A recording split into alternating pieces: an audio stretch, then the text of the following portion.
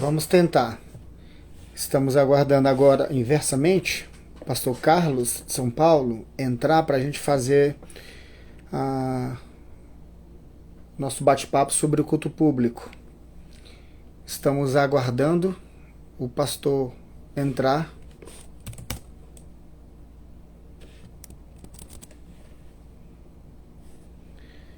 Porque estava dando problema.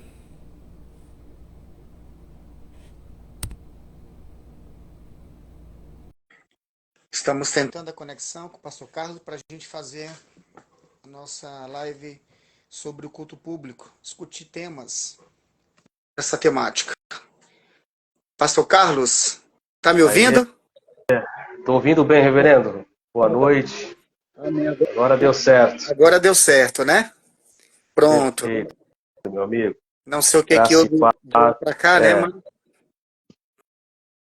deu certo, né? Não sei o que aconteceu, depois eu vou dar uma olhada nisso. aham. Mas estamos aqui e é uma satisfação imensa, reverendo, estarmos aqui juntos. A gente sabe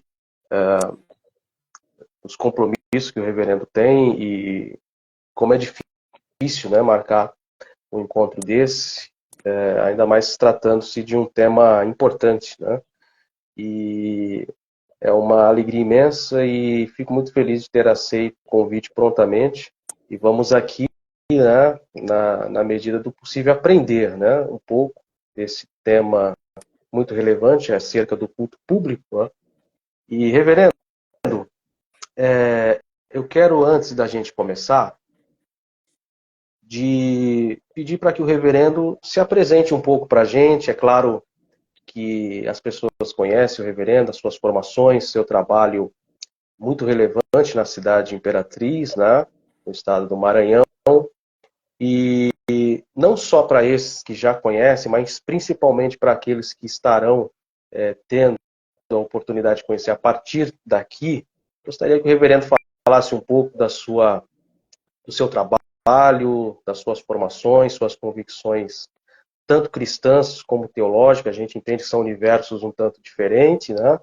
E o reverendo tem toda a liberdade de apresentar suas teses, seu posicionamento com relação ao tema, né? Eu elaborei e escrevi aqui um rascunho bem rápido para a gente falar de alguns Uhum. assuntos bem pertinentes, né? E Ok. tenho certeza que nós vamos sair daqui muito esclarecidos. Então, reverendo, esteja à vontade para se apresentar e falar um pouco para a gente da sua trajetória e do seu ministério. Tá, ok. Então, sou o pastor Anderson Lu. Atualmente eu pastoreio e presido a Igreja Evangélica Reformada, a Koinonia, aqui na cidade de Imperatriz. E tem sido, assim, uma experiência muito maravilhosa, né? Em termos de formação acadêmica, começando, vamos dizer assim, de cima para baixo. Tenho um mestrado em Educação pela Católica de Brasília, pós-graduação em Hermenêutica Bíblica, docência do ensino superior, né? Entre algumas outras. Também, em termos de graduação, sou filósofo, pedagogo e teólogo também. E isso tem sido muito agregador para nós. Isso tem me ajudado a ter uma visão mais ampla da igreja, uma visão mais ampla na pesquisa teológica, e isso tem sido assim muito encorajador para nós, tá? Então a gente está no desafio, desmistificando, por exemplo, um conceito muito errado sobre uma teologia reformada, que a gente sabe que no Brasil algumas variações, da qual não representa muito bem. Eu digo assim, em alguns ambientes mais específicos eu me refiro, tá? A gente sabe que a gente Sim. tem uma boa teologia reformada, mas a gente tem alguns ruídos, e isso parece que acaba se destacando, e algumas pessoas não têm uma compreensão muito clara sobre esse assunto. E um dos temas muito discutido dentre os reformadores sempre foi a teologia do culto, né? Esse é um grande ponto. Então, o que fica, a grande questão é, como é que funciona um culto, hein? Cada pastor é que define, cada cultura, olha, pastor, depende da cultura. Na África, pastor, você tem que entender que na África é uma cultura deles, então existe uma norma. Então, se é cultural, a gente já começa refletindo, então, a Bíblia não é uma normativa para isso. Então, ela não é suficiente para isso. Então, a gente cai em alguns problemas que eu quero discutir, né, ao longo do nosso bate-papo aqui, tá? Mas em um momento mais preliminar seria isso.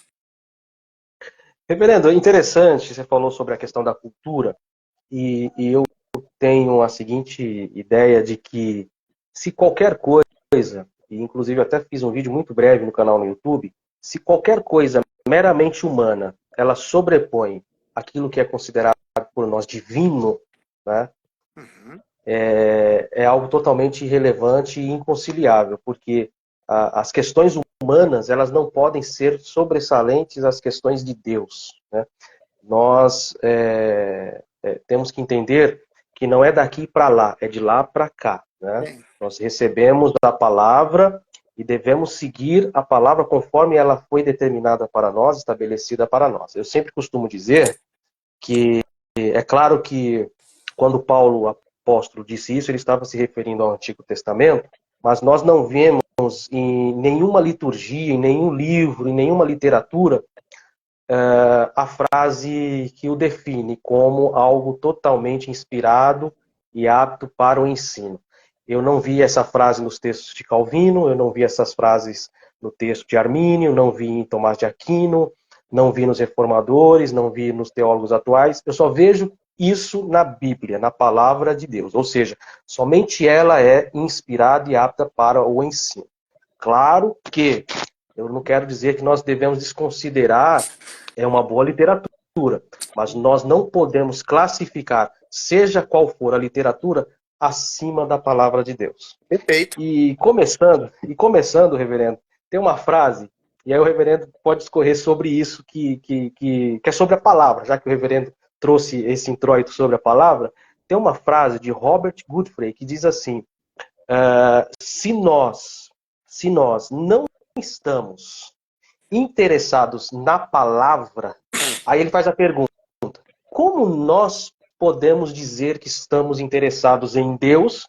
E aí eu acrescento, né, o que a palavra de Deus nos diz no Evangelho segundo escreveu João, capítulo 5, verso 39, que nós devemos examinar as Escrituras. Cristo nos diz para examinarmos as Escrituras, porque justamente são elas, as Escrituras, que testificam dele. Então, como entender isso? Se eu não amo a palavra, se eu não considero a palavra, como então eu posso dizer que considero e que amo a Deus? É uma situação um pouco confusa, né? Eu gostaria que o reverendo falasse disso, levando em consideração justamente essa frase, né? E que nós vemos muito isso, onde as pessoas privilegiam determinadas formas de culto em detrimento do que é mais importante, que é a palavra de Deus, que é a exposição da palavra de Deus, que ela é que nos liberta e que ela é que nos apresenta de fato a Cristo. Como que o reverendo entende essa questão importante hoje? Então, a sua fala, ela traz um trecho muito relevante quando você diz assim, ó, aquele que ama a palavra, né? Mas o que é mesmo amar a palavra? O que é amar a Deus? Essa resposta está mesmo já na Escritura. O que é que diz Jesus lá em João 14, hein? Ele diz assim, aquele que me ama, guarda os meus mandamentos. Quem ama, guarda os mandamentos. Tá? Porque os mandamentos de Deus é a própria expressão do próprio Deus. Os mandamentos expressam o caráter de Deus. Então, quando a gente trabalha essa temática em relação ao culto, a gente observa que muitas das vezes, ou grande parte, eu não quero nem utilizar, mas não tem jeito, majoritariamente não é uma expressão de amar a Deus, visto que desprezam as escrituras, porque as escrituras elas normatizam, tá? Então, o primeiro ponto que a gente precisa lembrar do culto é assim, ó. O que é um culto, hein? O culto é uma convocação. Tá, mas uma convocação de quem? O culto é uma convocação do rei. É uma convocação do próprio Senhor Deus. Ele que convocou. Aliás, a primeira convocação pública que Deus fez foi ali no Êxodo, ali no contexto do deserto. Então, Deus faz uma convocação pública e ele convoca não é apenas uma parte do povo, ele convoca todo o povo, inclusive crianças de peito, tá? Isso é importante. Então, se é que Deus convoca, só que Deus não só convocou, diga, reúna por aí e vamos ver o que vai dar. Não, ele já diz o que ele quer. O que são os mandamentos? Ele está sempre dizendo, revelando o que ele quer. Porque o culto é sobre adoração. Muita gente que me acompanha diz assim, pastor, mas se tudo se fala sobre culto. Parece que virou assim uma tara sobre culto. Ora, culto é sobre adoração. E o que não é sobre adoração, então não tem sentido. Adoração e culto não são dois elementos à parte. Um é o outro. Culto é adoração e adoração é culto. Toda vez que eu adoro, eu estou cultuando. E quando eu estou cultuando, eu estou adorando. E a adoração, ela começa desde o Gênesis. Quando a gente olha para o ambiente do Gênesis, do Éden, o que é o Éden, hein? O que é o jardim do Éden? É um grande santuário para que Deus pudesse ser adorado. Mas, infelizmente, não é? O homem cai e esse culto é profanado. Então, a gente tem visto isso. Só que o resultado do Éden ainda continua aqui, essa profanação do culto. E, lamentavelmente, muitas pessoas não têm muito cuidado com isso. Por isso, eu fiz aquela pergunta inicial. Como é que funciona um culto, hein? Cada pessoa utiliza, cada pastor, olha, deixa cada pastor. É bem verdade que nós temos um elemento, na verdade, um aspecto, melhor dizendo, que são as circunstâncias do culto. Eu acredito que eu quero discutir um pouco mais sobre isso, já vou detalhar mais, mas uma grande confusão sobre o que são elementos de culto e o que são circunstâncias de culto. Se eu não deixar claro o que são elementos e o que são circunstâncias, eu vou fazer uma bagunça, eu vou misturar tudo, vai virar uma zona. É o que a gente tem visto. Então, a gente tem visto, não é? A gente tem visto muito zelo por aquilo que não deveria ter tanto zelo assim, e aquilo que deveria ter muito zelo não tem. Por exemplo, a gente observa muito zelo sobre circunstâncias do culto. Exato. Só que a circunstância é cultural. É aí o que é o ponto. Então, já eu quero detalhar, então, o que são elementos de culto, a Bíblia fala sobre isso, e o que são também circunstâncias de culto. É nesse teor que eu quero também caminhar. Vamos entrar então nesse assunto, e o reverendo falou uma coisa que é muito atual, e o maior exemplo disso, pelo menos para mim, quando se trata de elementos e circunstâncias de culto, é o que está a igreja de Corinto. Principalmente no 1 Coríntios, capítulo 13, capítulo 14, onde nós vemos claramente ali, e a gente percebe que não é uma coisa de agora, né? Já vem lá de trás, que é justamente essa ênfase, essa supervalorização das circunstâncias em detrimento ao elemento. Né? E Paulo ele ensina ali com relação ao fato de que o culto ele deve ser de fato edificante, mas que edifique a comunidade, a igreja como um todo.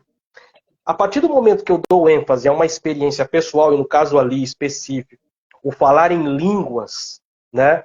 Ele é muito taxativo em dizer, olha, aquele que fala em línguas edifica a si mesmo, não é? Então, nós percebemos que essa supervalorização de elementos, né, do culto, que são de fato importantes e que devem ser mantidos em todo o sentido possível, ou no sentido mais amplo possível.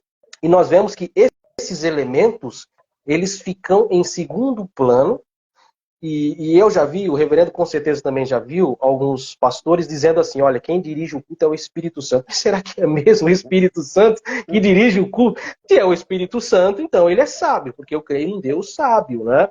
Claro, eu costumo dizer, né, eu dou muito mais ênfase ao Deus racional do que um Deus emocional. Deus é emoção, Deus é emocional, até porque ele comunica com nós seus atributos, como amor, a alegria, a tristeza. Então, ele é um ser, de forma figurada, emocional. Mas, até nisso, nós damos mais ênfase à característica emocional de Deus em detrimento da questão lógica de Deus, né? E eu acredito que isso tenha atrapalhado de forma muito grande, e a gente não vai cometer aqui equívoco de citar denominações, mas a gente conhece, a gente sabe, né? Mas a gente percebe que há um distanciamento e esse distanciamento, infelizmente, ele não é observado por quem deveria observar. Uhum. E eu entendo, reverendo, e o reverendo pode falar melhor do que eu, porque o reverendo atua na academia há muito mais tempo que eu. Eu acredito que alguns desses líderes até têm conhecimento disso.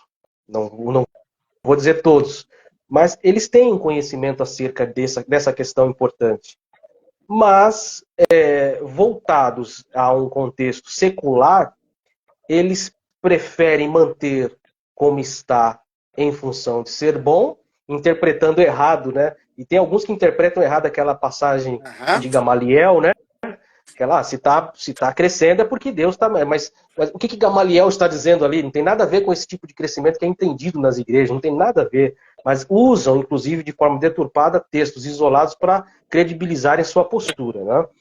Então, pelo menos para mim, ali em Coríntios, retrata muito bem essa questão de elementos e as experiências, né? Uhum. Os desdobramentos, podemos assim dizer.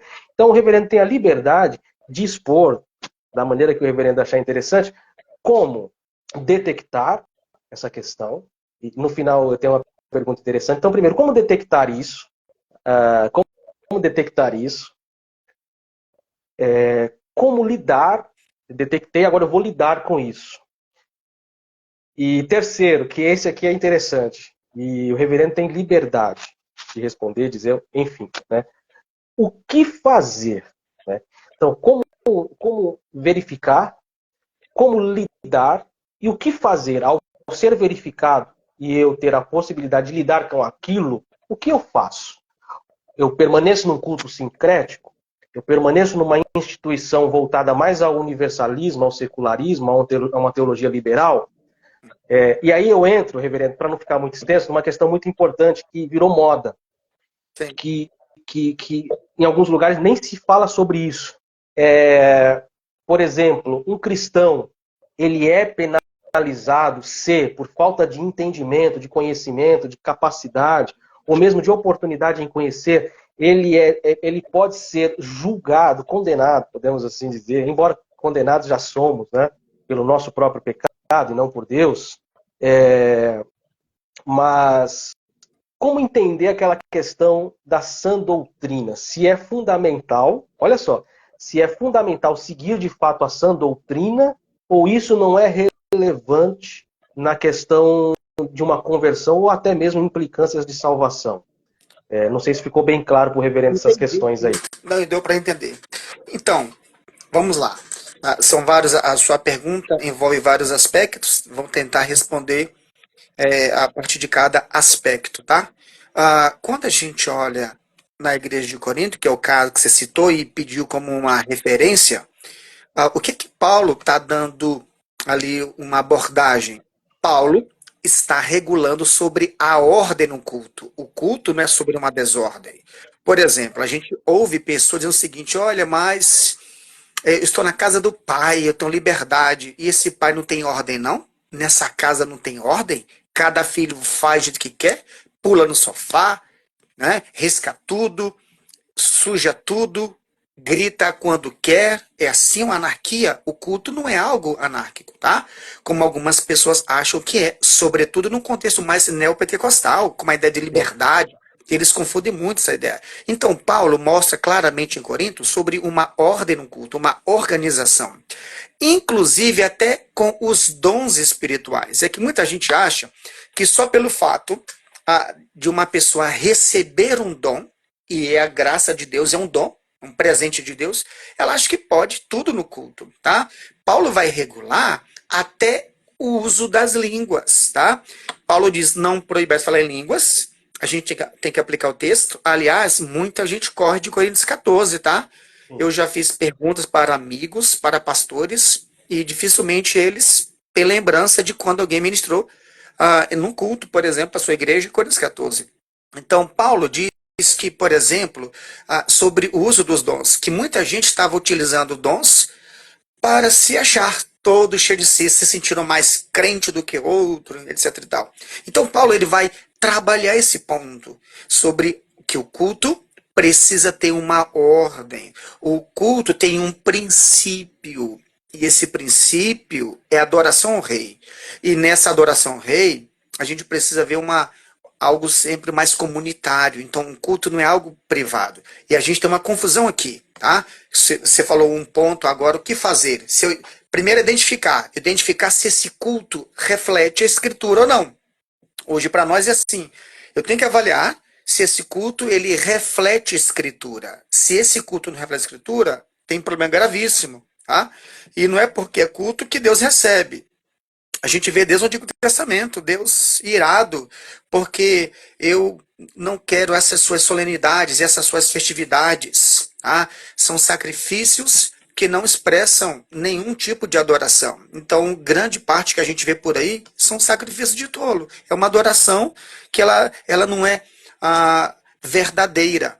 Então, nem todo aglomerado de pessoas, porque diz em nome do Senhor, de fato ali o Senhor está ali. Tá? Isso é muito claro na Escritura. Portanto, eu preciso identificar, seguindo a sua ordem de pergunta, se ela é bíblica ou não. Depois, o que fazer? Se enquadrar a Escritura. Não é sobre a cultura. O que a gente tem percebido? Pessoas se enquadrando à cultura. Não, é a Escritura. Não é a cultura que determina como vai ser o culto. Tá? Não nos aspectos dos elementos. Então, aí eu não falei ainda sobre o que são elementos e circunstâncias, então quem está nos ouvindo aqui talvez esteja em dúvida, mas já eu quero explicar melhor sobre esses dois pontos, tá? Sobre elementos de culto e circunstâncias de culto, que é muito importante para a gente entender. Se a gente entender, na verdade, melhor esses pontos, essas questões que estamos discutindo agora, ela vai ficar até mais clara em relação a isso, tá? Então, no outro aspecto da sua pergunta e essas pessoas, então? Elas estão, Deus recebe isso? Foi alguma coisa que você perguntou, né? Isso. Deus recebe? Olha, lamentavelmente, nem todo culto Deus recebe. Deus só recebe quando esse culto ele é adorado do jeito que ele diz que é. E a parte de um princípio aí, muita gente, né? Não, mas importa é a sinceridade. Lamento dizer, mas a Escritura não dá margem para validar o que você sente. Culto não é sobre o que você sente, é sobre o que você compreende. Aliás, vida cristã não é sobre o que você sente. Né? Por exemplo, no Antigo Testamento teve um homem que se jogou, né, para proteger a Arca da Aliança ali com Davi. A intenção foi boa, mas Deus fulminou. Deus não olhou a intenção dele. O que estava em jogo é a compreensão. Portanto, a Bíblia não diz assim, sentireis a verdade e a verdade vos libertará.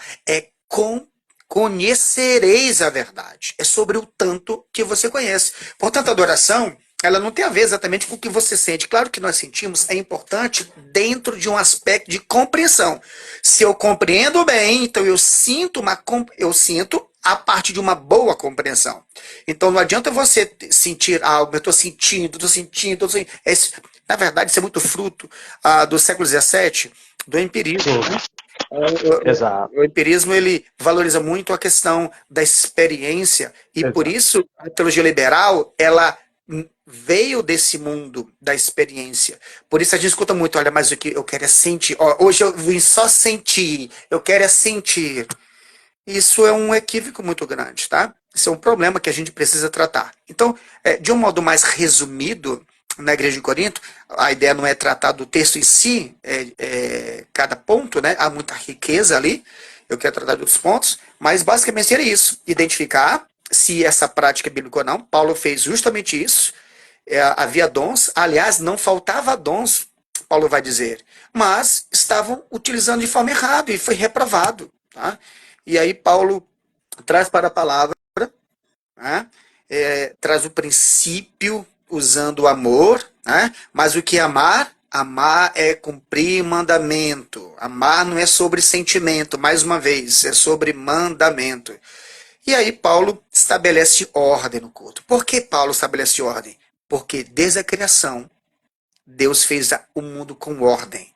O mundo é uma ordem, é uma expressão do próprio Deus.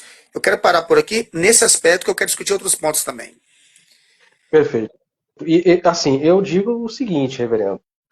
Eu recebo muitas mensagens de irmãos de inúmeras denominações e eles sempre me perguntam aqui, de onde eu sou, de São Paulo, não tanto. Na verdade, de São Paulo não recebo.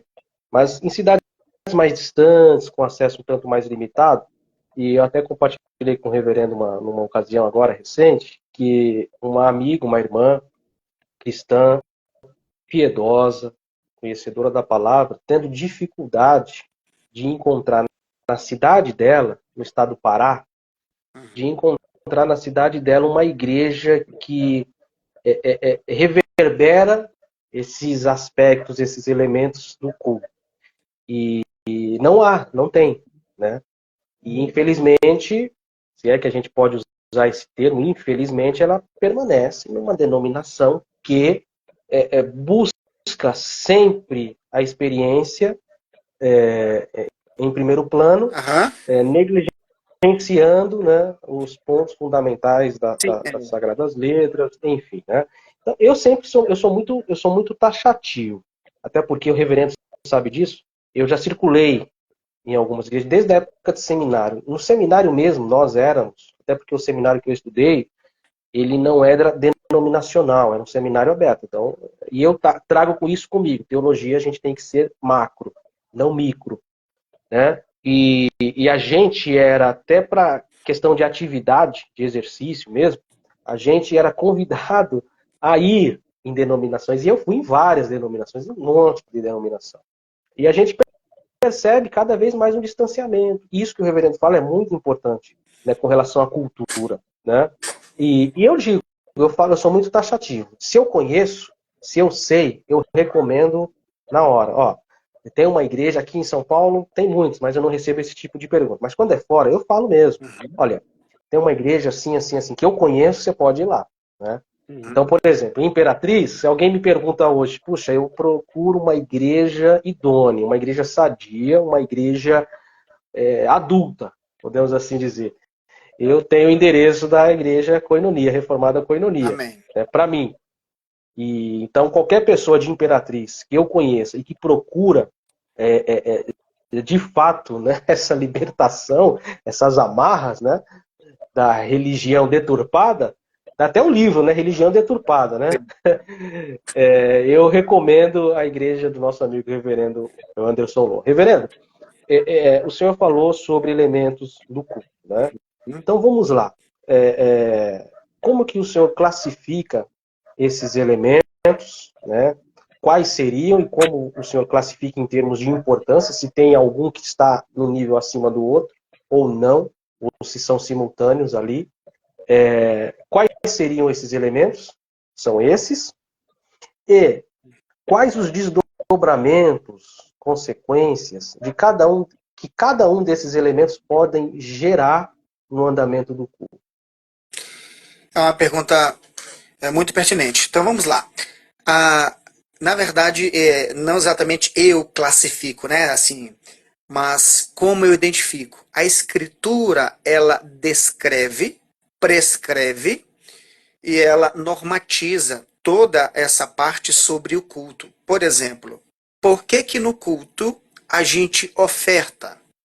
A gente não oferta não é só porque a gente precisa, claro que a igreja precisa manter suas despesas, é bíblico, pastor, Paulo fala sobre isso, né? Mas não é exatamente só por isso, porque alguém poderia não precisar. Imagina um pastor que já tem um patrimônio, uma renda, né? Ah, eu não preciso de salário. Mas a gente oferta não é sobre precisar ou não precisar. A gente oferta porque foi Deus que estabeleceu isso. Então vamos por ordem, a ordem no sentido de surgimento dos elementos, tá? Essa ordem não é sobre importância dos elementos, mas em uma revelação progressiva nas escrituras, historicamente falando, vamos analisar. O primeiro elemento de culto é oferta. Está lá. O primeiro elemento descrito na Bíblia está no culto de Caim e Abel. É uma oferta. Tá? Então, a gente oferta porque foi Deus que estabeleceu isso. Quando a gente oferta, estamos atendendo a um princípio que o próprio Deus estabeleceu no Éden. Esse é o ponto. Então, observamos que surge o primeiro elemento. Naquele culto de Caim e Abel, depois de Noé, por exemplo, a gente não vê sobre outros elementos, não tem leitura da Torá, claro, ainda estava tudo sendo gerado, a gente Exato. não tem isso, mas tem oração, ou melhor, tem a oferta. Então, guarde essa, você está nos ouvindo? O primeiro elemento de culto. Quando a gente observa essa fase, o Van Groenen trabalha muito bem esse ponto sobre as etapas progressiva do culto bíblico. Então, o Van Groenen ele explica o seguinte, que essa primeira etapa, ela vai até o Êxodo. Então, de Adão, vamos chamar assim, de Adão até o Êxodo, nós temos um elemento aí, que é a oferta o tempo todo. Quando chega no culto mosaico, lá no Êxodo, agora tem um novo elemento de culto agora. Qual é esse novo elemento? Você tem a oração, né? Como elemento mais litúrgico, né? Você tem agora você não vê, por exemplo, músicos no culto mosaico. Você não tem grupos de cantores no culto mosaico, né? Você não tem. Então você vê agora, por que que a gente ora? Porque oração é um elemento de culto. Você não vê, por exemplo, leitura no próprio culto mosaico. Olha, eles foram ler, não tem. Mas então, eles permanecem. A oferta permanece, agora agrega a oração.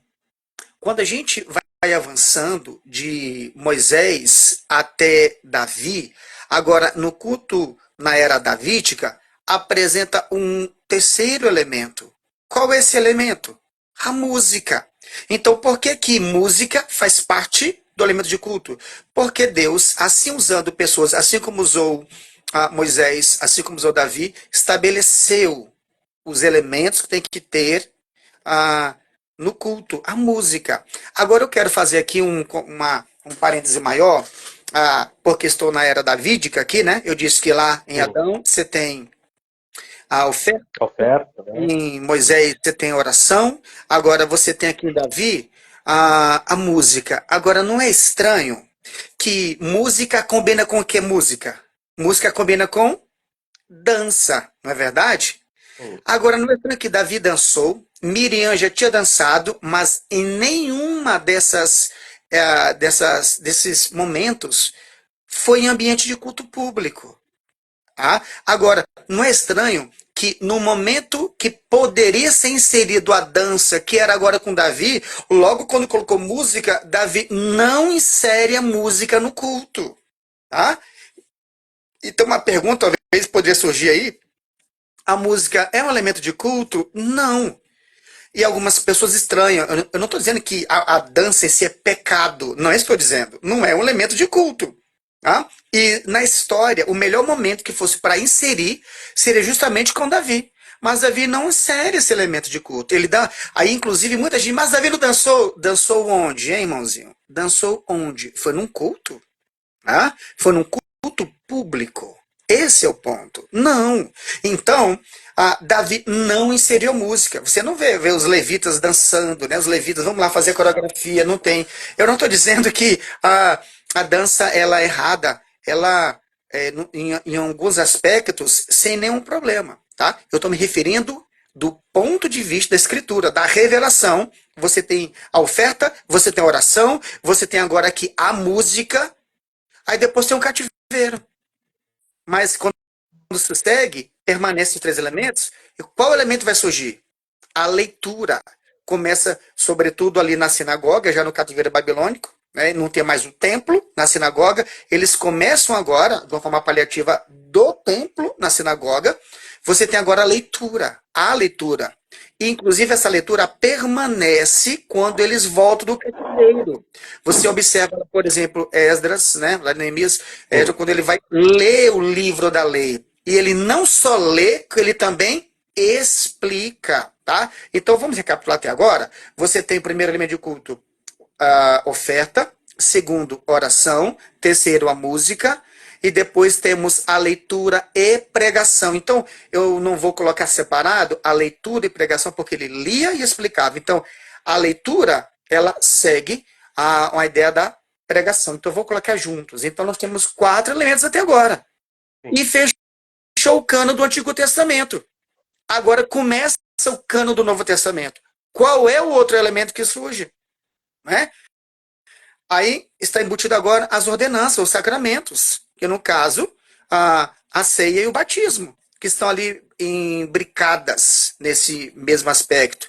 E fechou, não tem mais outro elemento. Então, quando a gente olha de um modo mais geral, basicamente são 5 elementos. A não ser se você dividir ou desmembrar leitura e pregação, serão 6. Mas vamos recapitular, então, quem está nos ouvindo? Eu fiz uma abordagem mais histórica. Desde o Gênesis. Então, nós temos a oferta, oração, nós temos a música, a leitura e pregação da palavra, 4, né? Nós temos 4 de pregação, e temos agora a ceia. Acabou. Não tem outro elemento. Elementos de culto, apenas esses aí. Isso é canônico. E depois que o último apóstolo morre, não apresenta mais nenhum outro elemento. O que a gente percebe é que foi posterior, durante o período medieval, com a ascensão da Igreja Católica Romana, que eles inseriram novos elementos de culto. E aí a Reforma Protestante veio e tentou restaurar, reformar, voltar à forma. Não é? Esse é o ponto. E é importante dizer que Lutero foi usado por Deus, sabemos disso, deu uma grande contribuição, mas muita coisa passou no filtro de Lutero. Por exemplo, Lutero usava velas no culto como um elemento de culto, não era exatamente para clarear. Então, quando se perguntava para Lutero, eu digo, e Lutero, como é que funciona, hein? Pode usar vela no culto, por exemplo? O que ele dizia? Usava um argumento assim bem forte, mas a Bíblia proíbe? A Bíblia proíbe. Aliás, é esse o argumento que muita gente usa. Muita gente é luterano nessa hora e não sabe. Por exemplo, alguém vai colocar dança no culto. E a gente diz assim, olha, dança não é elemento de culto, mas a Bíblia proíbe.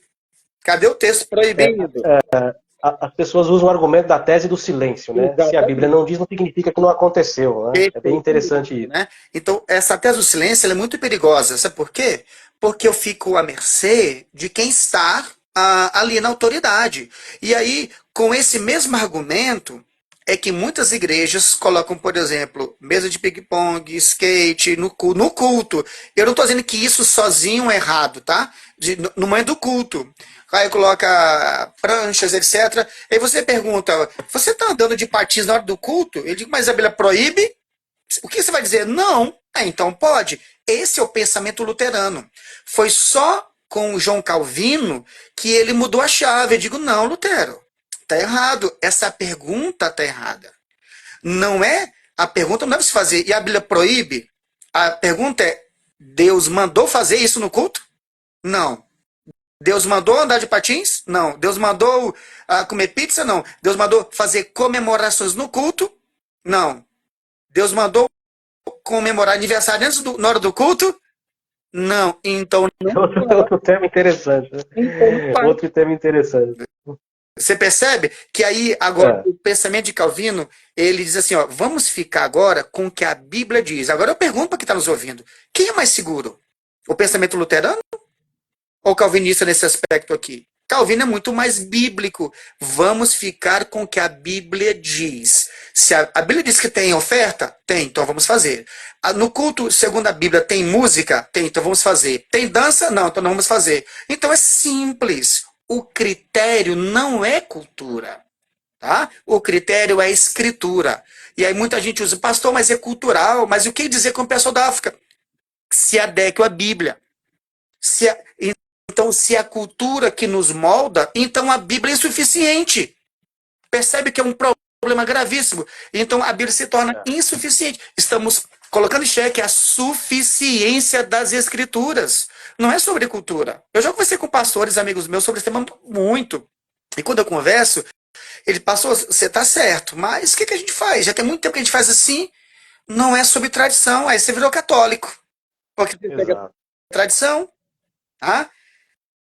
Por aí. Começando por aí. Eu falei dos elementos. Daqui a pouco eu quero falar sobre as Sim. circunstâncias do culto. Exato, né? Então a gente, é só um resumo, mas muito bem interessante. A gente viu aqui os elementos, e é claro, depois desse breve comentário que eu farei, né, porque o reverendo é quem tem a palavra, um irmão que comentou, né, que Lutero iniciou, na verdade não se iniciou em Lutero a reforma, né, culminou-se nele, né. Se a gente for ver os primeiros passos da reforma, começaram com o John Hus, o Wycliffe, Sim, sim. né, e o problema não era nem, embora para mim, todos esses personagens da reforma, para mim, a gente sempre tem o número um, né, eu tenho um amigo, o Clinton, um abraço para ele, o Clinton gosta de Savonarola, né, Uhum. eu, particularmente, para mim, o número um é o Wycliffe. Eu sou fascinado por John Wycliffe. Né? Mas a gente sabe que a reforma também, e nós não vamos entrar nesse aspecto histórico, que aí a gente vai para uma outra viés, mas quando a gente verifica a reforma, e até mesmo Lutero, eu tenho muitas ressalvas com relação a Lutero, até pelo seu espírito nacionalista. Uhum. Né? E a gente entrar nesse mérito, a gente vai Não é o foco nosso discorrer. agora, né? Não é o nosso foco agora, mas a É, gente vai entrar depois com outra live sobre isso. E tem alguns radicais até, reverendo, que alinham o pensamento. Não sei se o reverendo já leu sobre isso. Eu gosto muito de ler sobre guerras, né? Muitos alinham o partido nazista como uns desdobramentos do nacionalismo luterano. Você vê ao ponto, Tem né, uma que se discussão chega, também muito né? grande sobre esse ponto aí, mas eu só não vou entrar agora porque eu não É, quero focar do tema, mas é uma boa é, questão para a gente discutir depois sobre é bem isso. interessante, né? E assim, a reforma, ela é claro, tanto religiosa, mas havia muita viés política também, principalmente na Bretanha, né? Na Bretanha havia muito, na Germânia havia muito. A gente percebe, as pessoas falam, puxa, mas Lutero não experimentou a morte, né? Claro, ele foi excomungado, foi sentenciado à morte, fugiu, né? Ficou hospedado por um longo tempo na casa ou no castelo de um maçom. Então, assim, são pormenores que não se fala muito, e é muito interessante esse diálogo, e a gente vai marcar assim, isso aí é muito bacana, e as pessoas precisam ter essa compreensão, né? Mas falando, então, da sequência, né, a gente viu aí os elementos, né? Mas esses desdobramentos, essas consequências, esses aspectos que são possíveis de acontecer na observância dos elementos. E o reverendo fala uma coisa muito interessante com relação à música, né? Eu vou só falar só um pouco. É aquela questão que nós falamos da tese do silêncio. A Bíblia não diz, não significa que não pode, né? Enfim, né? E eu particularmente, é claro, a gente entende, o reverendo é de uma igreja reformada, eu sou de uma igreja de tradição histórica reformada, mas a gente sabe que a nossa denominação ela teve muitos braços, principalmente da década de 60 para cá, dividiu-se muito, né? Não há uma firmeza ali, ó. Por exemplo, eu posso falar abertamente, por exemplo, a gente vai ministrar numa igreja batista, por exemplo, se eu conheço, se eu sei quem é o pastor, se eu conheço o culto, se eu conheço a denominação, tranquilo. Mas hoje pregar em denominações batistas é extremamente complicado. Eu acho até que ministrar em igrejas batistas hoje é mais difícil até do que ministrar em igrejas pentecostais e neopentecostais. Por quê? Pentecostais e neopentecostais, a gente já sabe. Eles podem ter a sua compreensão, a sua cosmovisão de culto, de universo, de mundo, mas eles são esclarecidos. Eles seguem aquilo ali, ok, tá válido. Tem uma Tem uma bandeira ali identidade. definida, né? Tem uma identidade, né? Os presbiterianos do mesmo modo, né? Mas os batistas é complicado, porque eu posso estar num ambiente batista reformado, mas eu não sei e posso estranhar por eu ser um batista carismático, renovado, da renovação espiritual. Ou eu posso estar no ambiente batista da renovação espiritual, da renovação carismática, mas eu tenho para mim o batista tradicional lá de trás, lá dos inícios, né? Então, a Igreja Batista hoje, para mim, é uma das mais difíceis de você ministrar. Tanto que, isso reflete muito em expositores. Se você citar um expositor, entre aspas, se é que a gente pode chamar de expositor, um expositor pentecostal, ou um pregador pentecostal, a gente pode citar, ó, fulano, ciclano, beltrano, tal, esse. Um expositor presbiteriano, tem esse, tem esse. O batista, a gente não sabe, a gente tem um ou dois, né? E inclusive até um amigo que era batista, hoje tem a denominação dele própria aqui em São José dos Campos, que é muito relevante, o reverendo sabe a quem me refiro, mas era batista, saiu e tem sua própria denominação hoje, né? Sim, E sim. nós temos outros aí. Enfim, então vimos aí os elementos, né? E esse daqui eu vou até anotar depois, né? Tá tudo aqui, né? Na cachola, e vou anotar, que é muito interessante. E saindo um pouco dessa questão do elemento, que nós já vimos, e é bíblico, e o pastor trouxe os apontamentos na palavra sobre todos eles, inclusive dos sacramentos, que muitos cristãos nem sabem. Tem cristão que é católico, está seguindo 7 sacramentos aí. Né? A gente vê por aí. Ele não sabe, mas está. É aquela velha máxima que eu digo, reverendo. As pessoas não são aquilo que elas defendem, em sua maioria. Eu posso defender uma tese, mas o que eu sou de fato não é o que eu falo. O que eu sou de fato é o que eu pratico. É o que eu pratico e vai mostrar que realmente sou. Então, os elementos nós vimos.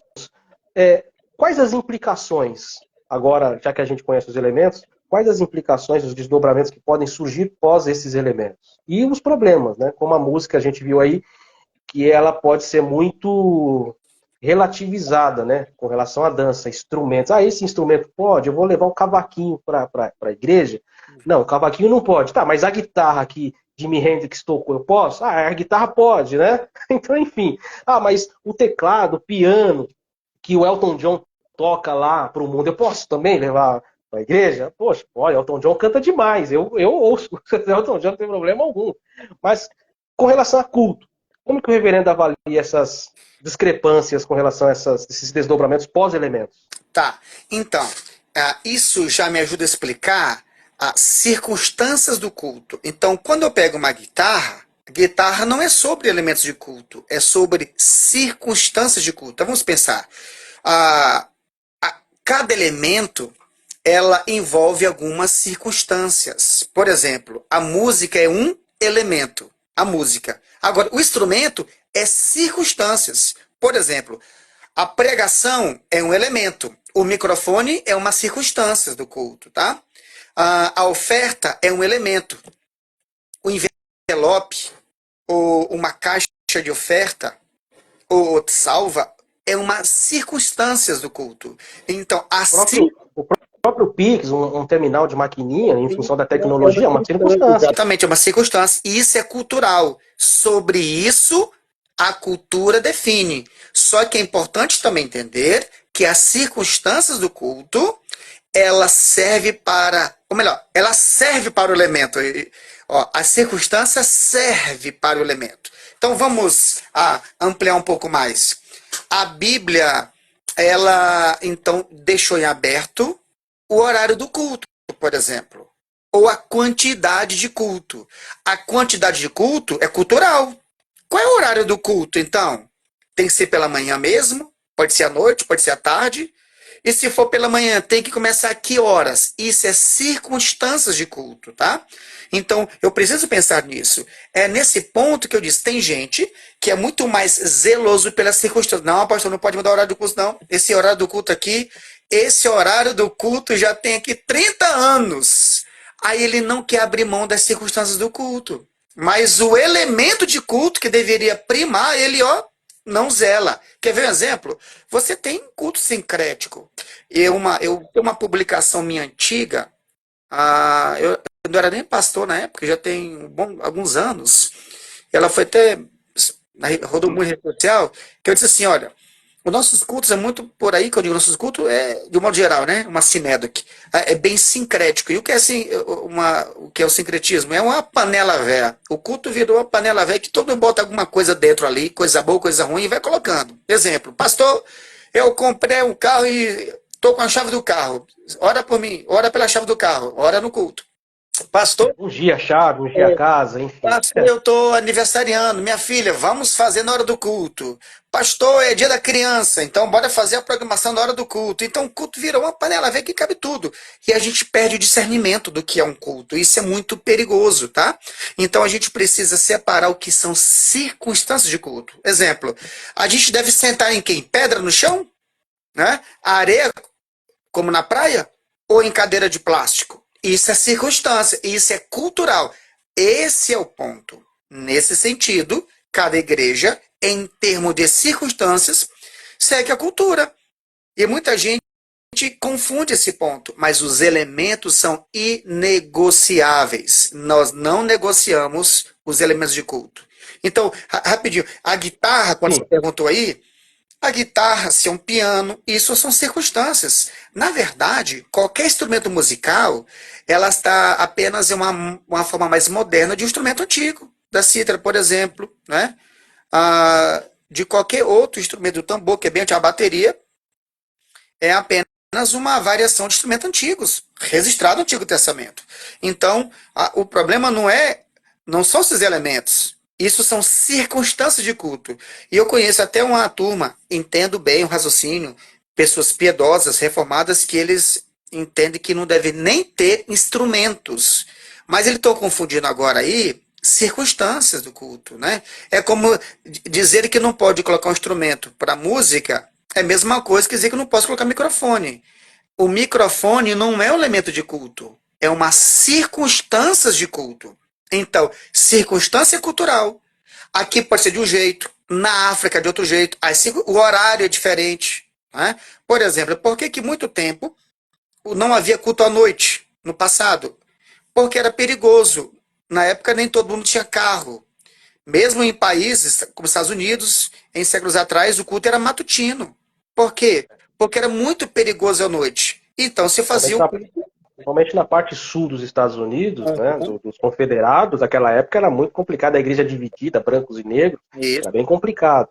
Exatamente. Então, nesse ponto, as circunstâncias são culturais, elas podem mudar, mas os elementos são inegociáveis, tá? É um ponto aí para a gente depois. O reverendo falou da música, que é um ponto, né? Aí me surgiu uma outra coisa aqui, reverendo, interessante. Nós sabemos, o reverendo deu um introito falou sobre, com relação às luzes. O reverendo é inteligente, já sabe que eu vou referir aqui.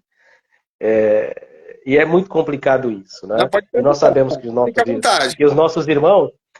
que os nossos irmãos não defendem isso, que é justamente aquilo que o reverendo falou. Eles dão mais ênfase às circunstâncias ao invés do elemento principal. Né? Eles não verificam o elemento, mas dão ênfase maior às circunstâncias. É como se elemento e circunstância, eu me lembro da trave e o travessão. Lembra, né, do texto? Trave e travessão. As pessoas falam muito do travessão, mas esquece da trave, né? Enfim.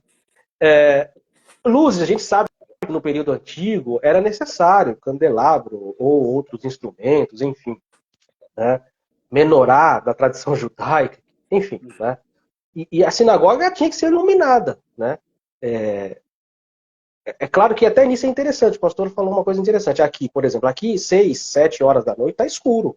Lá vai escurecer 10 horas da noite. Se você for do norte do norte da África, mais puxando para o Oriente, vai escurecer 9h30, 10 horas da noite. Isso é fato. Mas havia luzes. E aí as pessoas pegam isso e criticam. E aí eu quero ver a opinião do reverendo sobre essa questão das cores da igreja. Por exemplo, uma igreja escura, com luzes, né? Eu não vou falar de outras circunstâncias, fumaça, essas coisas, luzes coloridas. Eu não estou dizendo isso, não vamos ser extremos, né? Até porque eu acho que não seria adequado como igreja nessa questão. Mas em termos de igreja de parede preta, de luz, né? Enfim, como que o reverendo avalia essa questão como uma circunstância de se adequar, se é que seria uma adequação à cultura atual? Tá. Boa pergunta. Eu disse que, agora há pouco, que cada circunstâncias do culto serve para o elemento do culto. Tá? Eu disse, o microfone serve para a pregação, o instrumento para o canto. Né? Então, cada circunstância, ela serve o elemento. Só que eu preciso pensar mais sobre o que é o culto. O culto, ela não é algo que acontece no púlpito. Isso, eu vou dizer algo que muita gente não sabe. O culto católico acontece onde? no altar. O culto não é com o povo. Inclusive, no culto católico, o povo assiste o culto. Porque para o catolicismo, o culto acontece no altar. Então, quando uma igreja evangélica, olha o grande erro, se tornam católicos aqui. Quando uma igreja evangélica apaga as luzes, vamos chamar da nave, né? Do templo, do prédio, e deixa só no púlpito, o que estão dizendo?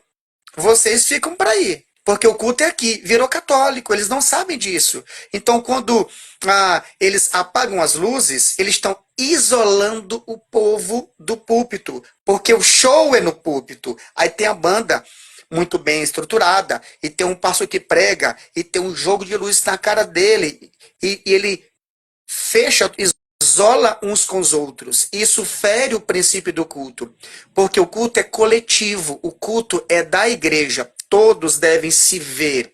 Então, não é sobre cores. A cor, honestamente, não tem nenhum problema. O problema é além da cor. A turma tem promovido um ambiente de boate, essa que é a verdade. Então, quando você, por exemplo, se você tivesse que montar, vamos pensar em negócio aqui, tá? Só para didaticamente entender isso. Se você colocasse, olha, eu vou colocar aqui um lugar para vender caixão, tá? Como é que a gente fala? Esqueci o nome aqui. O que vende caixão, Tá, puxa, meu tá na Deus do céu. ponta da língua, né? Travou aqui Tá na ponta da língua, mas não sai. Enfim, que então, vende caixão. cadê Enfim, vamos lá. O você que vai vende caixão? Quem souber, escreve aí. O funerária, que na vende caixão? funerária, Funerária, exato. Funerária, você vai colocar pronto. uma funerária, você não vai colocar ali, por exemplo, ambiente de comida ali do lado do caixão, né? Fazer pizza ali, porque o ambiente de funerária tem seu ambiente de funerária, tá? Diferentemente, ou de outro modo, você vai colocar uma pizzaria. Você não vai colocar elemento funerário na pizzaria. Vai ficar, não combina, fica estranho. Porque cada local tem a sua identidade. Uma boate, ela tem uma identidade. A cor sozinha não define a boate. Quer ver um exemplo? Você pega uma boate. Tem boate que a cor é azul, a cor é preta. Tem até boate com cor cinza. Aí você coloca a cor. Deixa a sua cor. É a boate? Não. Para ser uma boate, tem que ter jogo de luzes. Aí tem que ter o jogo de luz, né? Tem que ter a fumaça subindo. Agora você tem uma boate. Quando você transfere para o culto, você está pegando o ambiente de boate e colocando no culto. E você perde de vista que o culto é coletivo. Tá? Isso é estranho, isso fere o princípio do culto. Que o culto é sobre pessoas de diversas idades que tem ali.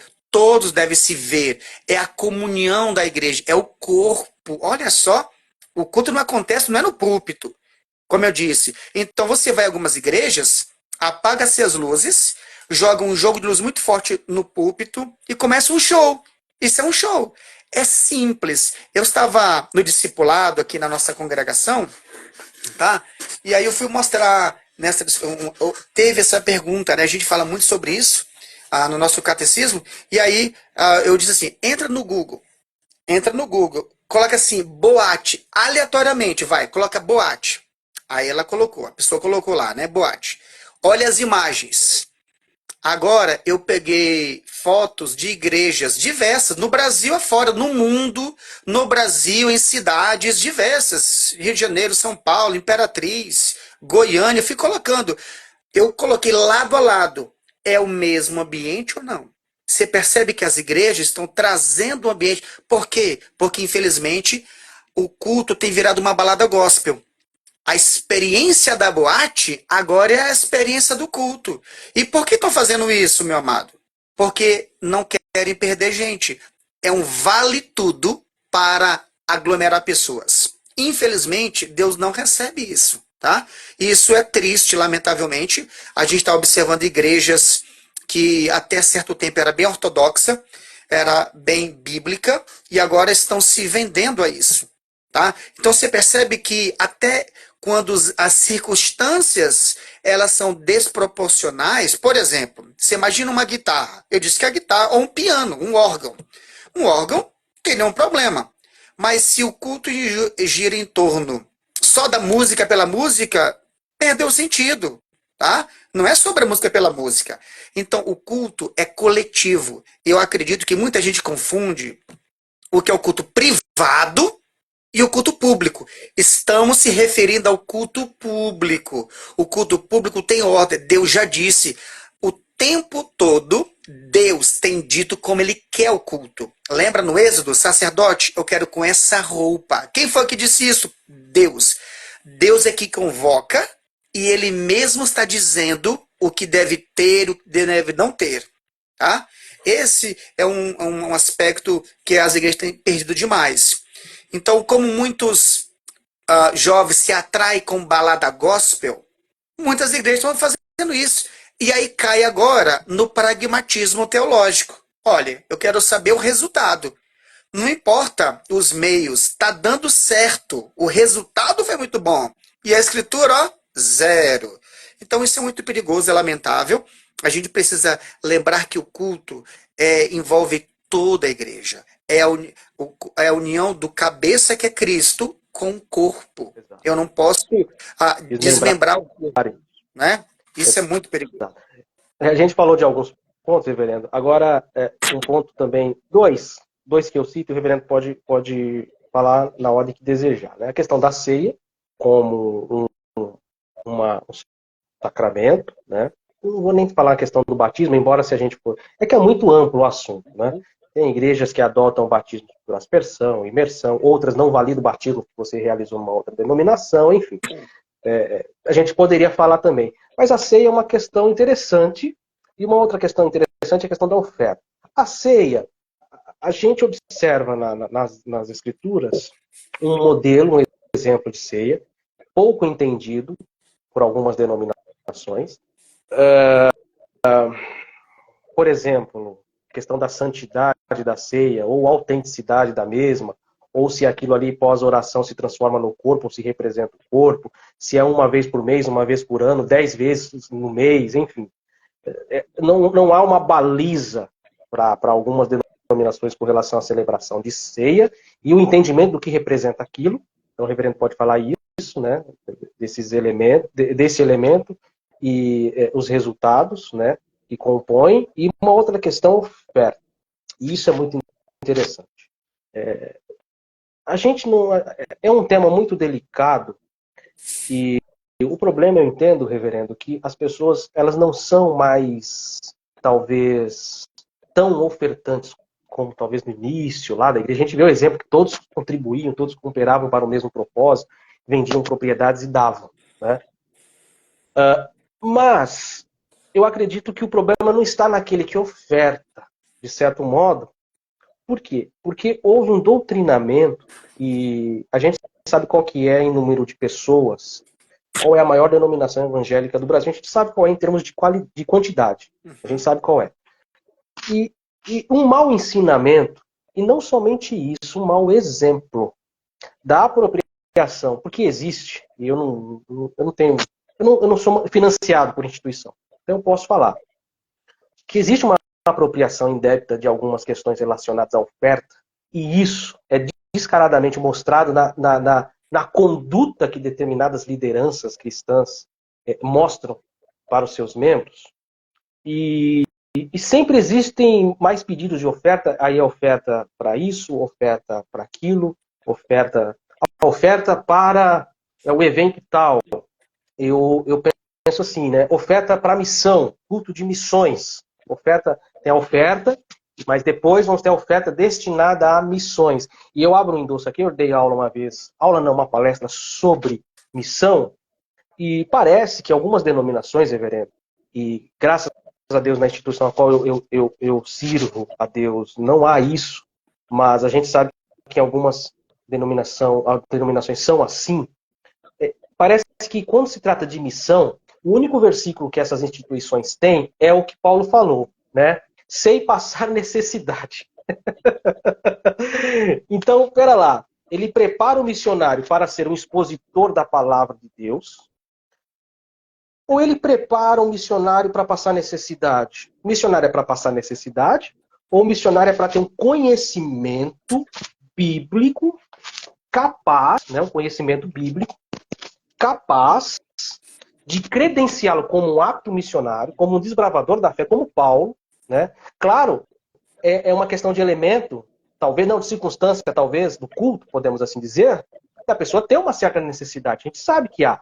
Eu não preciso ser missionário para passar necessidades, eu não preciso. Mas parece que é uma supervalorização disso. Na verdade, a gente vê que é uma apropriação indébita aí, porque é revertido totalmente. Então, as pessoas hoje, pelo menos no Brasil, as pessoas, opa, pera lá, tem alguma coisa diferente aí, cara, não é possível.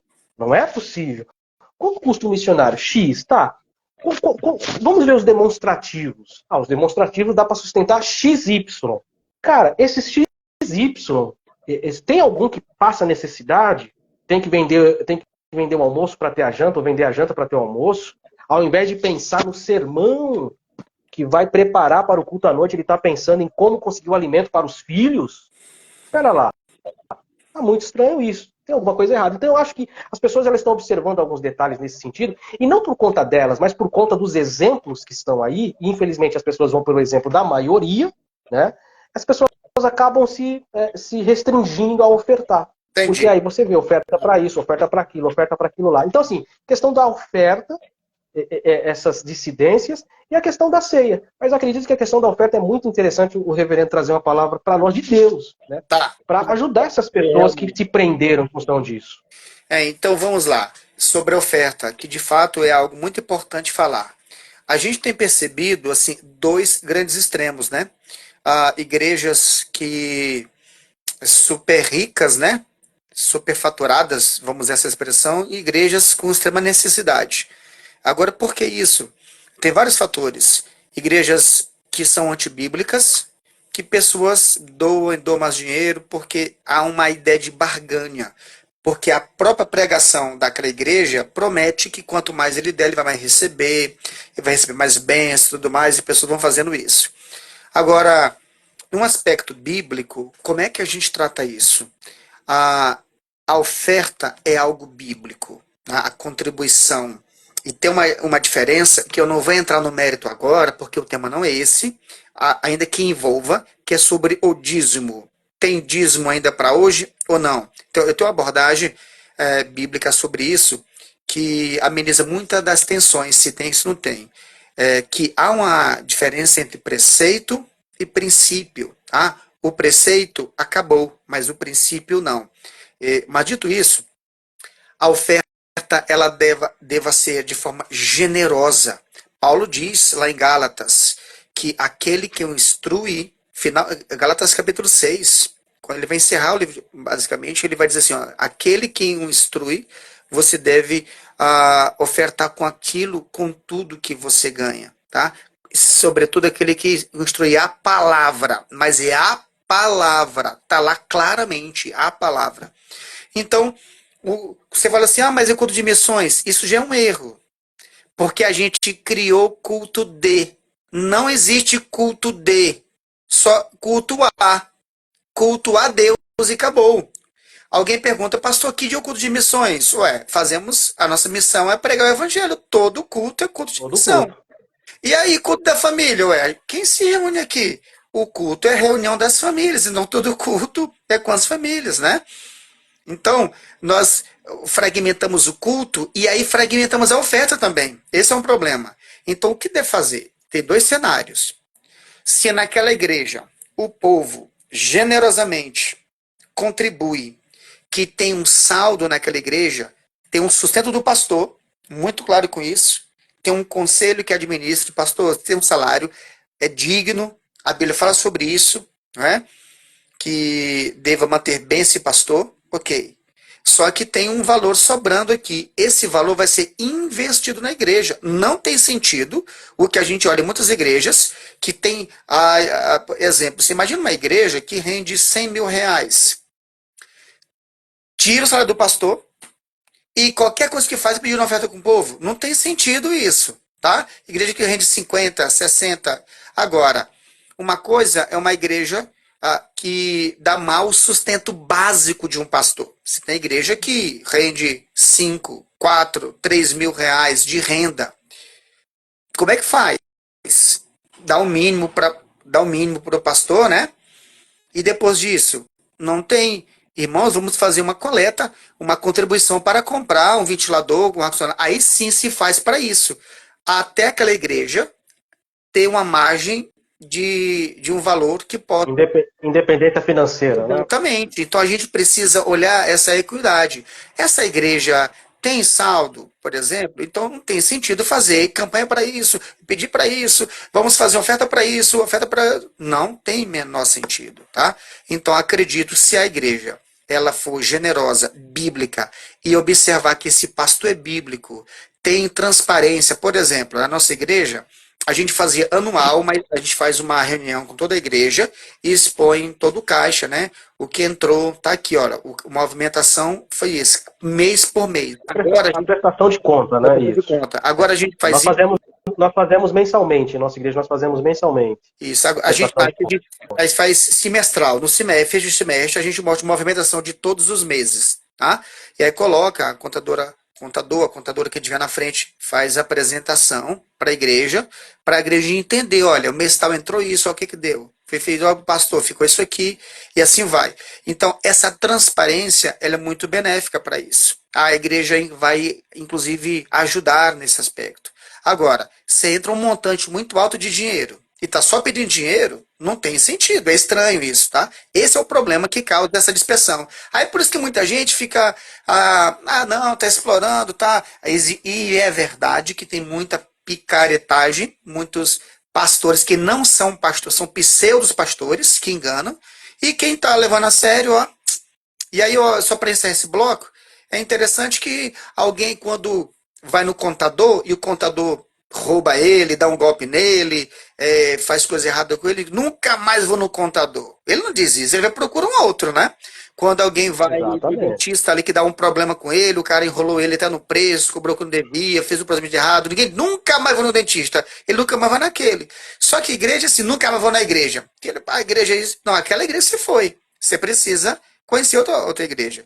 É verdade. Isso é importante, verdade. E que está ficando mais escasso uma igreja bíblica, cada dia mais está ficando mais assim, ó. Mas ainda tem muita igreja. Você tem igrejas batistas ainda bíblicas, igrejas reformadas presbiteriana. Você tem algumas assembleias de Deus ainda com pessoas com um princípio muito bíblico. Então, é preciso garimpar, identificar onde tem esse povo. É muito difícil, como o reverendo mesmo disse, né? Com relação à ceia, o que o reverendo diria com relação a essa deturpação sobre a celebração do ato de ceia, né? Com relação ao seu ato simbólico, com relação à consubstanciação, transubstanciação, com relação à autenticidade ou santidade do elemento ceia. Como que o reverendo entende essa questão sobre... Porque a gente observa aí que cada igreja, como a gente falou no início, cada igreja não vou nem colocar igreja, vou colocar cada pastor de sua denominação, de sua igreja, institui um modelo de ceia. E como que seria esse modelo de ceia bíblico, podemos assim dizer, sendo essa um elemento fundamental? Como que seria? Como se configuraria o ato da celebração da ceia de forma bíblica, contextualizada, e que privilegia sempre a assertividade do ato, né? As pessoas celebram ceia de qualquer maneira, não fazem uma análise correta do que realmente se representa aquilo. E a gente percebe, o reverendo deve ter visto isso, vê isso mais do que eu. Eu coloquei recentemente um post no Facebook e deixei aberto para qualquer pessoa publicar e não apaguei. Falei, não vou apagar nenhum comentário. E a gente percebe o nível que nós estamos com relação à capacidade intelectual de entender as coisas. E está muito sério isso, né? Está muito sério. As pessoas hoje... É difícil você ir num médico hoje. É difícil.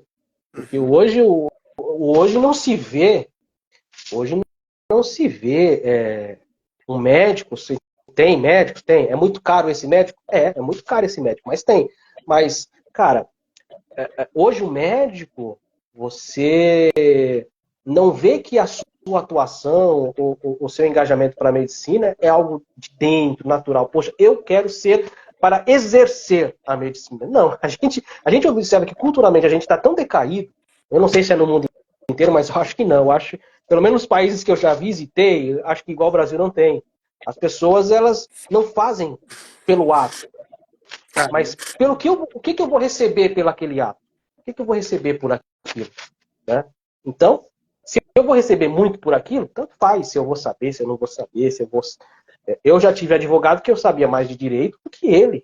Se ele entrasse, vamos sentar aqui na minha mesa, eu tô com um problema aqui, o que você acha?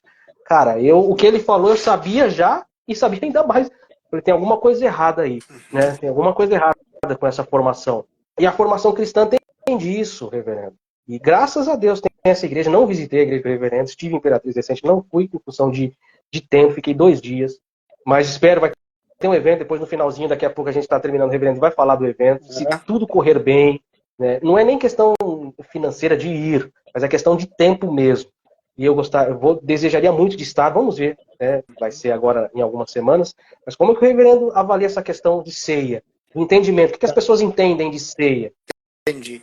Olha, existe uma má compreensão da ceia, ainda que não é formalizada, como um certo meio de graça, bem ainda romano, uma visão bem romanista ainda, isso é um problema. A gente sabe que a herança católica, nesse aspecto, ainda é muito forte, quando eles entendem que a ceia é um meio de graça, tá? Então, nesse ponto, a gente observa pessoas que participam com uma ideia de salvação ainda. Isso é muito ruim. Quer ver um exemplo que a gente observa o objeto ainda? O objeto ele não é santo em si. O pedaço de pão, não há santidade no objeto, tá? E olha como alguns problemas. Hoje é menos isso, tá? É menos, mas ainda há presente esse fato que eu vou dizer agora, que quando termina a ceia, pessoas enterram. Olha só que ponto, porque eles entendem que eles fazem uma alusão do Antigo Testamento, totalmente anacrônico, sem compreensão alguma. Então, se eles enterram porque é santo, então virou católico, então eles acham que virou, então ali o corpo de Cristo não pode tocar. Quando termina a ceia, as crianças pegam, acabou. É um momento, depois daquele momento ali, não tem mais sentido no objeto, é um pão comum. Até mesmo durante a ceia.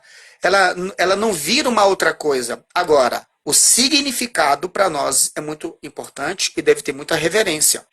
E, infelizmente, a gente vê o momento da ceia com bastante banalização, tá? Sem critério, conversê, parece que é qualquer coisa. A ceia não é qualquer coisa, tá? Por isso que na ceia, nós estamos ali fazendo, assim como todo do culto, como dizia, né, o Gerardo Wuns, né? O Van Rose, perdão, o Van Rose, quando ele vai dizer que o culto é uma redramatização da redenção. Exato. Então a gente precisa lembrar disso.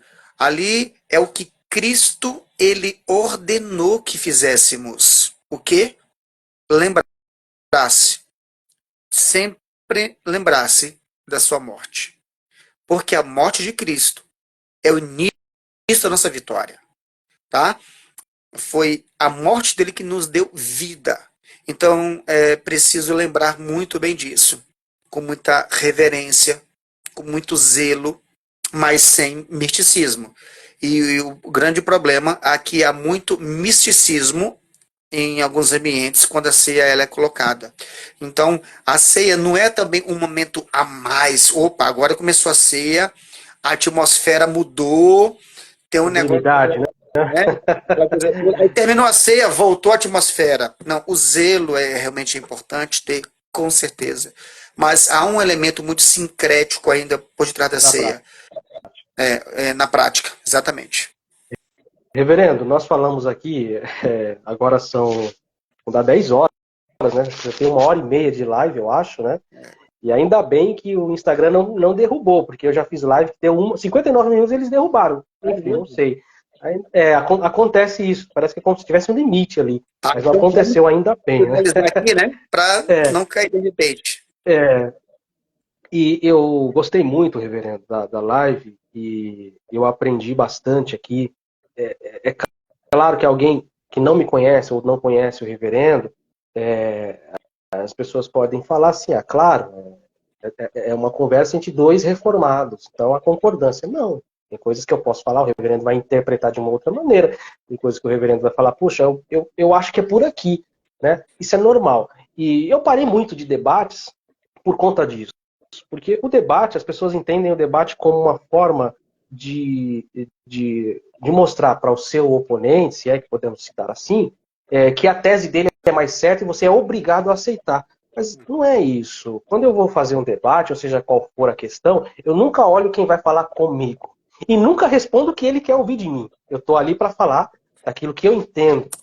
E levando em consideração sempre que existem pessoas ali, nas suas casas, que querem esclarecimento. Eles não querem o UFC gospel, eles querem esclarecimento, né? E eu parei muito com o debate em função disso, porque a gente via que debatíamos com algumas pessoas que não traziam esclarecimento. E quando acontece isso, é vão. É uma conversação vã. Estamos falando para as paredes, né? E aqui nós podemos aprender muita coisa. Eu aprendi muita coisa hoje, reverendo. Eu anotei algumas coisas aqui, mas as coisas fluíram, né? Eu tenho aqui no caderninho. As coisas fluíram tão bem, aprendemos aqui tanta coisa legal. E o vídeo vai ficar aqui salvo. Tanto acredito que no do reverendo vai ficar, aqui no meu vai ficar. Eu vou jogar no canal no YouTube. Quem desejar se inscrever no canal no YouTube é Teologia com Carlos Oliveira. Vou até escrever aqui, reverendo. E o reverendo também vai falar aí sobre o evento que vai ter agora. Na verdade, são duas situações, né, reverendo? Tem uma situação agora de imediato e tem uma situação, acho que é junho ou julho, né? Para junho, que é junho. Sim. Tem uma situação agora, nesse mês, tem uma sua situação de junho. E tem uma situação que eu já tenho aqui, que é essa justamente de junho, onde eu quero conversar com o nosso pastor para levar isso para nós. Imagine, reverendo. É claro que o evento não vai tratar talvez disso, mas com certeza o reverendo vai falar. E eu gosto de ouvir pessoas que sabem mais do que eu. Né? Eu gosto de pessoas que sabem mais do que eu. Nós vivemos o contrário. Né? Parece que a sociedade hoje não gosta de pessoas que sabem mais que ela. Eu não sabe muito, não gosto. Não. Eu fico lisonjeado quando eu encontro uma pessoa, puxa, esse cara sabe mais que esse cara tem mais do que eu, logo eu vou saber também, vou aprender. E o reverendo tem isso. E sempre a gente conversou, né? Foram 2 diálogos aí na biblioteca do reverendo. Tivemos um por ligação agora, e agora esse é o 4º. Olha que legal, olha quanta coisa. E o reverendo tem muitas ideias futuras, não somente da questão da igreja, mas questão da área acadêmica. E logo vai ter aí o Instituto da Igreja, Koinonia, e vai ser um marco em Imperatriz. Eu espero estar aqui, tem alguma situação aí que eu vou fazer de viagem, mas espero estar para assistir, para ver.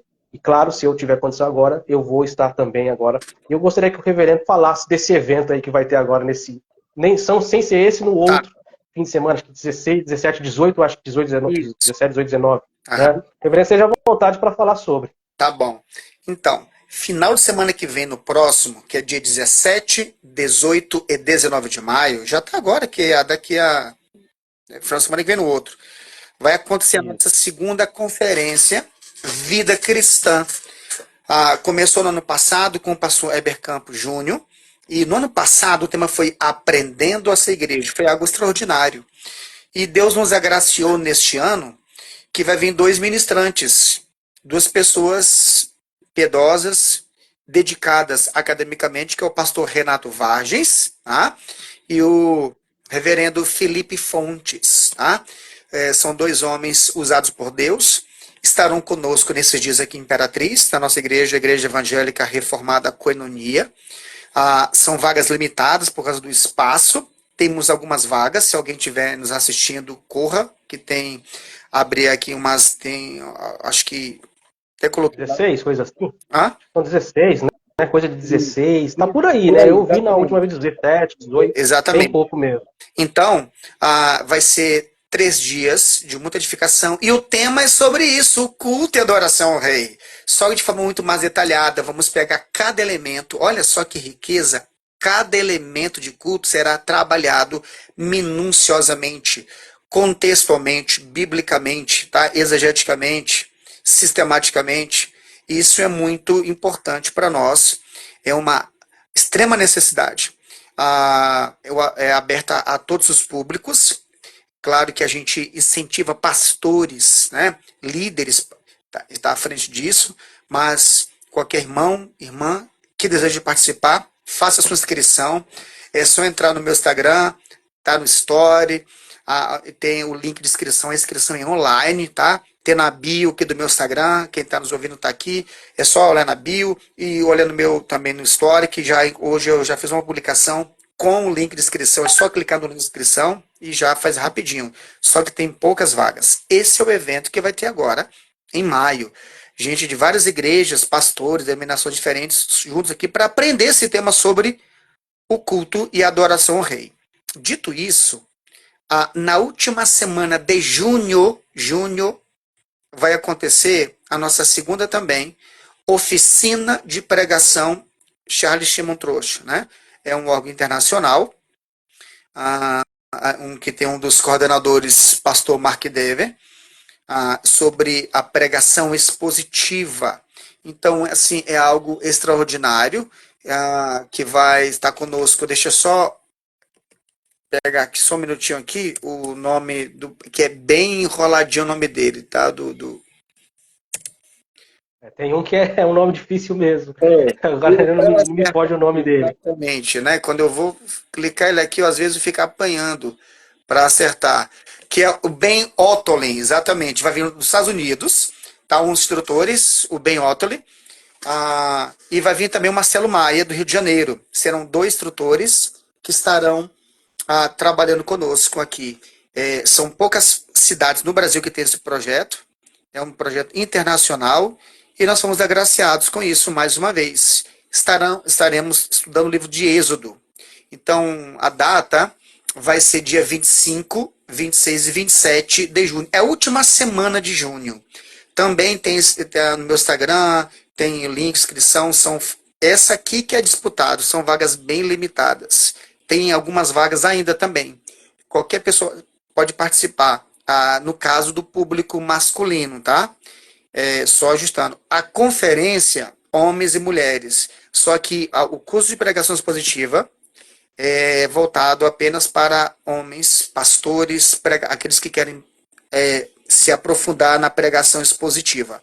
Agora, é muito gratificante. Então, tá aí esses 2 cursos que nós estamos sendo agraciados pelo Senhor. Perfeito, reverendo. Então, quem nos acompanhou, como eu disse, a live, que live rica, live riquíssima. E quem acompanhou, ok. Quem não acompanhou toda, vai estar aqui no Instagram. Como eu disse, vai estar lá no canal depois. Entre em contato com o reverendo, peça o endereço da igreja. Reverendo, eu sou de uma igreja aqui que o senhor conhece e, puxa, desejo, não vou dizer que eu gostaria, eu desejo muito estar aí. Vá que você não vai se arrepender. Muito pelo contrário, você vai ficar lá. Porque a palavra é vida, né? E onde a gente encontra a vida, a gente quer ficar, a gente permanece onde há vida. A gente não pode, seria um contrassenso, ficar onde não existe vida, né? E eu penso assim, então vá na igreja do reverendo, a Igreja Evangélica Reformada Koinonia, Imperatriz Maranhão, tem rodoviária, tem aeroporto, tem rio lá, o Tocantins, vai de barco, pega o Uber depois, vai. Porque realmente o que o reverendo fez, eu falei isso com ele, o que o reverendo fez foi algo, um marco. Eu não sou ninguém, eu sou um humilde servo de Deus, mas eu aplaudo. Que postura. É uma postura digna de alguém que realmente tem interesse na causa de Cristo. Né? Porque se assim não fosse, o reverendo estaria muito cômodo onde estava. Né? E o reverendo tomou uma postura de hombridade, de caráter cristão. E só Deus recompensará, já está recompensando e recompensará sobremaneira. Não é? E eu quero ofertar, quero contribuir com isso também. Existem algumas situações, eu sou uma pessoa abençoadora. E claro que o Senhor nos dando cada vez mais recursos, a gente sempre vai estar à disposição de contribuir de algum modo para que se expanda, abra outras. Nós não falamos aqui sobre questão de expansão de igrejas, seria um ponto interessante, mas numa outra situação. Então, entre em contato com o reverendo, vá na igreja, vá no evento agora, que vai ter esses pregadores, Felipe Fontes e Renato Vargas agora, depois lá na frente, o outro seminário, um encontro, simpósio de exposição do Êxodo. Faça isso. Entre em contato mesmo. E eu agradeço o reverendo, agradeço pela disponibilidade. Sei que é muito ocupado, sei que tem muitos trabalhos, por isso nós estamos fazendo na segunda-feira hoje. Mas, se puder contribuir de alguma forma, conte conosco, conte comigo. E em breve o reverendo vai que ter seu livro também, o reverendo, eu quero meu livro aí depois. Sim. O reverendo vai lançar esse livro em breve, Deus quiser. registrado, bonitinho, vai lançar isso daí, é importante, é necessário. E que haja sempre, como eu falei, a direção de Deus em todas as decisões, a direção de Deus em todas as decisões que o reverendo vir a tomar, como vem fazendo e que deve permanecer, e com certeza vai permanecer. Então, eu fico muito grato, agradeço, e o reverendo esteja à vontade para trazer aí suas considerações finais, falar sobre, fique à vontade para a gente encerrar aqui e desejar uma boa noite para todos. Amém, pastor. Pastor Carlos, eu posso te abençoar. Ah, tem dado uma grande contribuição. O pastor Carlos participou recentemente do programa Vejam Só, né? Discutindo um tema Vai ao ar bastante. amanhã. Vai ao ar amanhã. Pronto, já participou, já foi Amanhã. gravado, mas vai ao ar amanhã. Então fica aí a boa dica. E o tema bem delicado, que é sobre o suicídio, né? Então, eu quero louvar a Deus por estarmos discutindo aqui um tema tão importante para a igreja, que é sobre o culto, né? E aqui está sendo já o ensaio, porque vai ser discutido a nossa conferência. E eu quero encorajar você que está nos ouvindo, os irmãos e irmãs, para que possam conferir nas escrituras. Tenha cuidado que ambiente você vai estar. Se o ambiente que você vai estar, ou você está participando de um ambiente de culto que não promove Cristo, que ele não é o centro, a palavra é desconsiderada, e você tem alertado, porque a ideia é alertar, alerte, tá? E você tem alertado a pastores, líderes, e eles têm feito descaso, então acho que é um sinal para você buscar uma outra igreja, tá? Mas não faça isso antes de alertar, buscar uma mudança na sua igreja. Então, Deus abençoe a todos. Pastor Carlos, estamos juntos. Tamo junto, reverendo. Forte abraço, sucesso e estamos à disposição sempre. Então, amém. Tá, eu vou estar fechando aqui, tá? E estamos Isso. encerrados. Deus abençoe a todos, meus amados. Deus abençoe. Tchau, tchau.